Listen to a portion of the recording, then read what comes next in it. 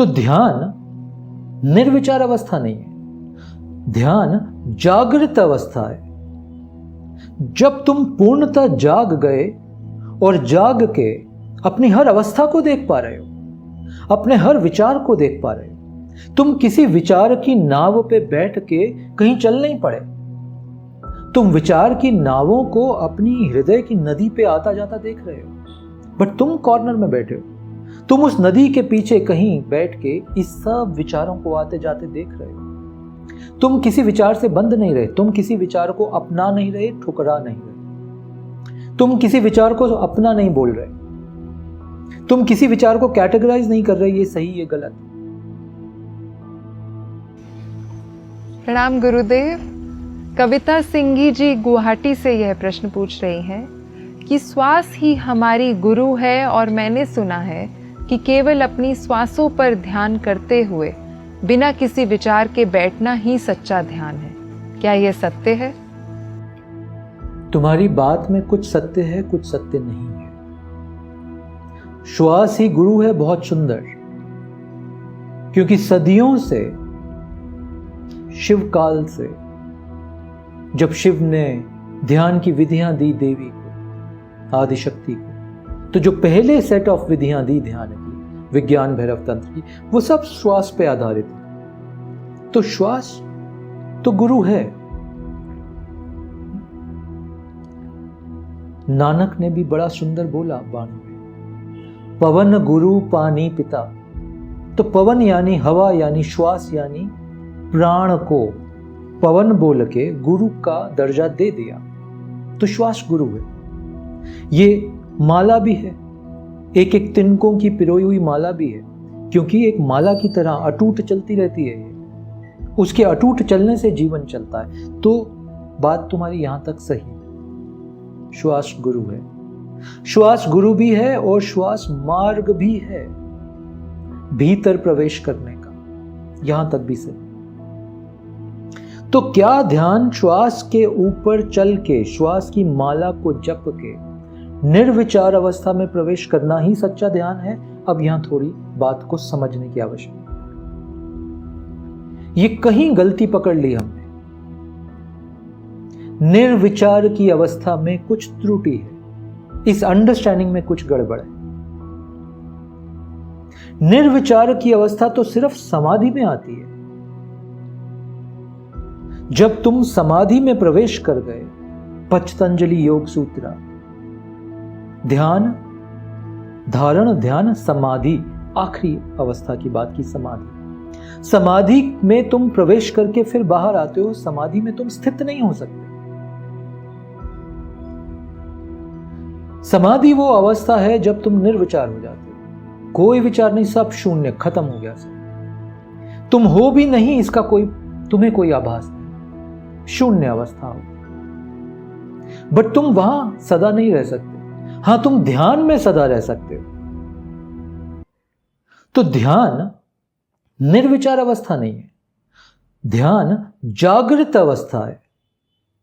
जब तुम पूर्णतः जाग गए और जाग के अपनी हर अवस्था को देख पा रहे हो, अपने हर विचार को देख पा रहे हो, तुम किसी विचार की नाव पे बैठ के कहीं चल नहीं पड़े, तुम विचार की नावों को अपनी हृदय की नदी पे आता जाता देख रहे हो, बट तुम कॉर्नर में बैठे हो, तुम उस नदी के पीछे कहीं बैठ के इस सब विचारों को आते जाते देख रहे हो।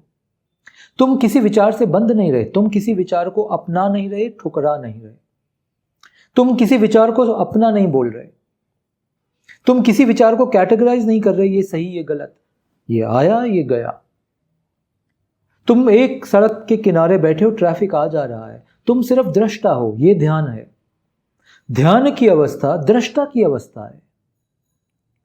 तुम कहीं पीछे बैठ के इस पूरे नाटक को देख रहे हो, बाहरी नाटक इस जगत का, और भीतर का नाटक इन विचारों का, और भीतर का नाटक इन भावों का।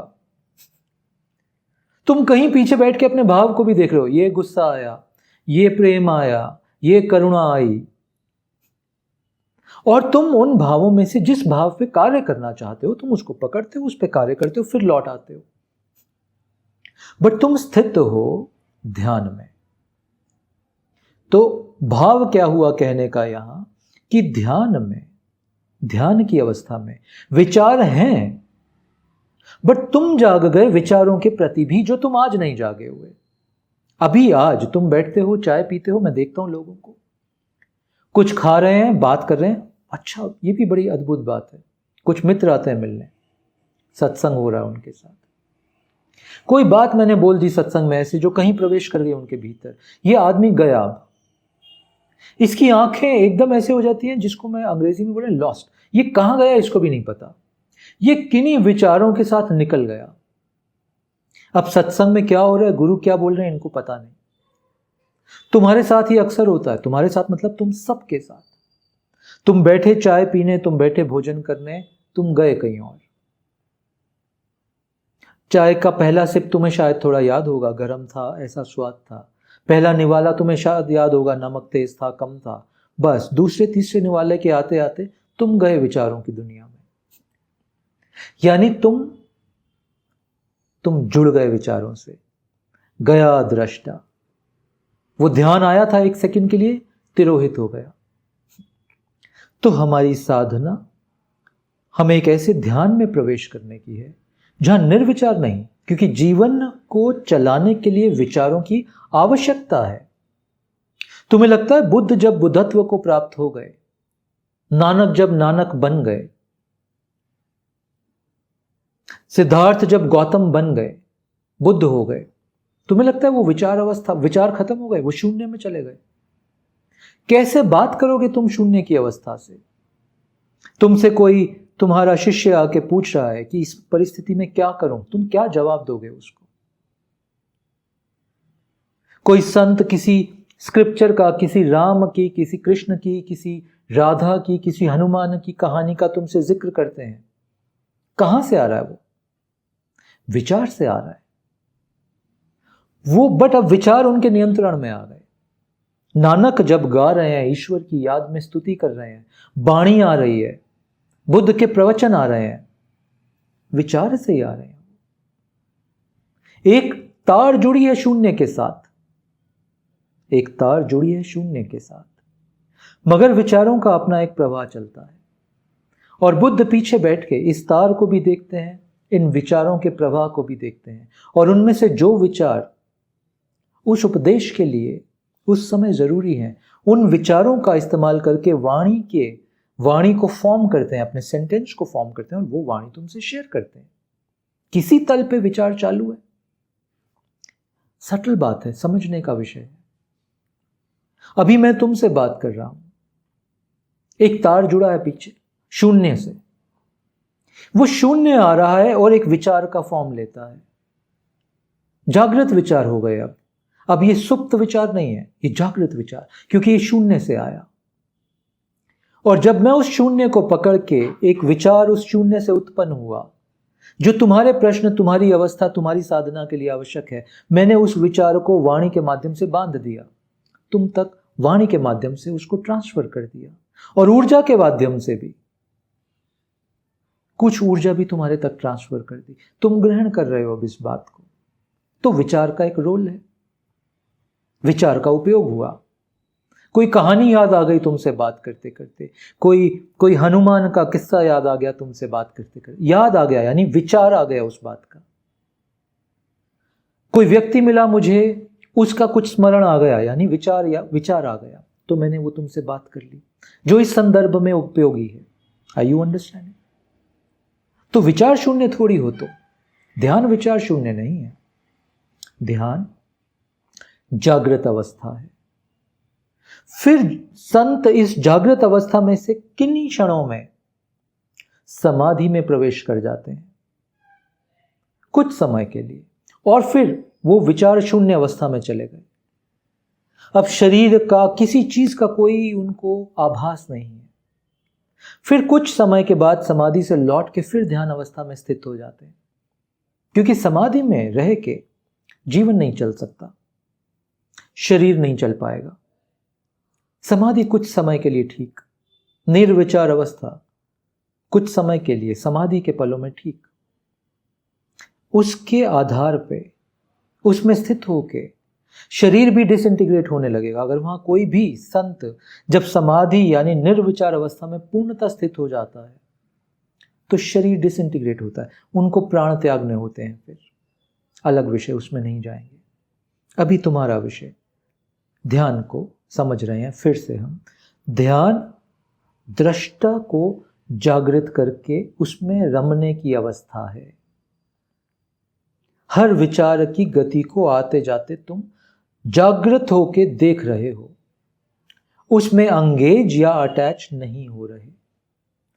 जिस विचार का तुम्हारे जीवन तुम्हारी साधना में कोई उपयोग है, तुम बस उसी विचार को पकड़ के उस पर कुछ कृत्य करते हो। जो सारा दिन तुम्हें 10,000 विचार आते हैं, सबके साथ तुम नहीं निकलते, उसमें से 2, 4, 5 जो उस परिस्थिति में आवश्यक हैं, तुम बस उन्हीं विचारों को ग्रहण करके उसके ऊपर कोई एक्शन यानी कृत्य करते हो। और इस पूरे प्रोसेस के प्रति तुम जागृत रहते हो। तुम इसको दृष्टा की तरह सारे प्रोसेस को देखते हो। तभी साधना की विधि जहां से आरंभ होती है वो दृष्टा को ही बलवान करने का प्रोसेस है। क्या बोल रहे हैं तुम्हें शिव? मानो तुम आदिशक्ति देवी का स्वरूप हो। क्या बोल रहे हैं शिव तुम्हें विज्ञान भैरव तंत्र में? हे देवी, आंखें बंद करो, इस श्वास की लय को देखते रहो। ये श्वास गई अंदर, यहां ठंडक लगी, और भीतर गई, यहां ठंडक लगी, गई कंठ में, ठंडक में लगी, कंठ ने भी महसूस किया, गई फेफड़ों के अंदर, नीचे तक नाभि तक गई। देवी, देखते रहो। दृष्टा बन के इस श्वास की गति को नाभि तक देखते रहो। फिर ये श्वास नाभि से पलटती है, वहां एक छोटा सा पॉज है, एक छोटा सा शून्य है जहां श्वास नहीं चल रही। पलटी श्वास वापस, फिर श्वास ऊपर उठी, फिर उसी रूट से आके ये तुम्हारे नोज नाक से फिर बाहर चली गई। तुम बस देख रहे हो इस श्वास को। यहीं से ध्यान तो आरंभ हुआ है। तो यानी ध्यान का आरंभ भी दृष्टा से होता है और ध्यान का अंत भी दृष्टा पे है। शुरू में ये दृष्टा 2-4 सेकंड ही तुम मेंटेन कर पाओगे, फिर ये समय बढ़ेगा। तुम दृष्टा में, तुम्हारा दृष्टा जागृत रहेगा कुछ मिनटों तक, कुछ घंटों तक, फिर पूरा दिन, और फिर मजे की बात घटेगी। फिर निद्रा में भी दृष्टा रहेगा, तुम जागे रहोगे नींद में भी। शरीर नींद लेगा, दृष्टा जाग के उस नींद को देखता रहेगा। तुम तुरिया को भी पकड़ पाओगे, चौथी अवस्था जिसको बोलते हैं, वो अवस्था जागृत होने की अवस्था है। तो ध्यान का सारा प्रोसेस रोज और जागृत होने का प्रोसेस है। विचार शून्य के झंझट में मत पड़ना, वो ध्यान का गलत ट्रैक है। उस झंझट, उसको मापदंड मत बनाना। कई मित्र आके बोलते हैं, ये तुम्हारे काम आएगी ये जो बात अब मैं तुम्हें बोलने वाला हूं फिर से। कई मित्र आके बोलते हैं कि ध्यान में विचार ज्यादा आते हैं। शायद तुम लोगों का भी अनुभव है कि ध्यान सारा दिन उतने विचार नहीं आते। आंख बंद करके मौन में बैठा ध्यान की अवस्था की तरफ जाने लगा, ज्यादा विचार आने लगे। ज्यादा नहीं आ रहे विचार, दृष्टा जाग रहा है। दृष्टा जाग रहा है तो अब दृष्टा देख पा रहा है सभी विचारों को। इतना सारा फ्लड, ट्रैफिक इतना ज्यादा ही था तुम्हारी सड़क पे सदा से। पूरा दिन तुम्हारी सड़क पे विचारों का इतना ही ट्रैफिक रहता है, बट तुम लॉस्ट होते हो।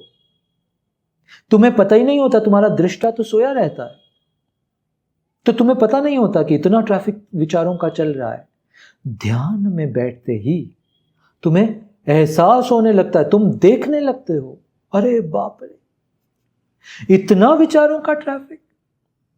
तो तुम्हारी बुद्धि गलत परसीव कराती है कि ध्यान में ज्यादा विचार आते हैं। रॉन्ग स्टेटमेंट है। बुद्धि की स्टेटमेंट्स को थोड़ा इन्वेस्टिगेट किया करो। वो तुम्हें ठगने का प्रयास करती है बार बार। बहुत ठगनी है बुद्धि। वो तुम्हें बार बार ठगती है गलत बातें, गलत परिभाषाएं देख के कि ध्यान में ज्यादा विचार आ रहे हैं, छोड़ो भाई ये तो झंझट है ना। ध्यान में तुम्हें ज्यादा विचार देख रहे हैं क्योंकि ज्यादा विचार तो थे ही। ध्यान में तुम जाग रहे हो और विचारों को देख पा रहे हो, मन की सभी अवस्थाओं को देख पा रहे हो। तो ध्यान में तुम जाग रहे हो। अगले चरण जब ध्यान के गहरे होंगे तो इन विचारों से तुम डिसएसोसिएट होना भी सीख लोगे। आज ये 10,000 विचार तुम्हें डरा रहे हैं, स्ट्रेस दे रहे हैं, क्योंकि तुम इनके ऊपर सवार होकर चलने का प्रयास करते हो। तुम भूल ही जाते हो दृष्टा को, तुम निकल पड़े विचार की लय में। ले उड़ा फिर कोई विचार हमें, फिर हर विचार तुम्हें उड़ा के कहीं और ले जाता है। तो ध्यान तुम्हें तुम्हारी भूमि देता है, बहुत अत्यंत आवश्यक है।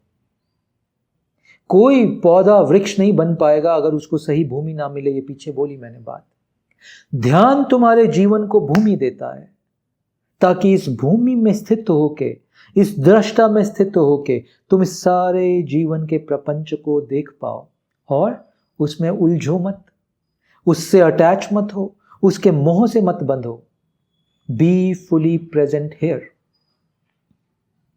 ये है ध्यान का प्रोसेस। आशा करता हूं तुम आज से ध्यान के सही स्वरूप को जान पाओगे, समझ पाओगे, अनुभव कर पाओगे और उसमें गहरे प्रवेश कर पाओगे। ओम।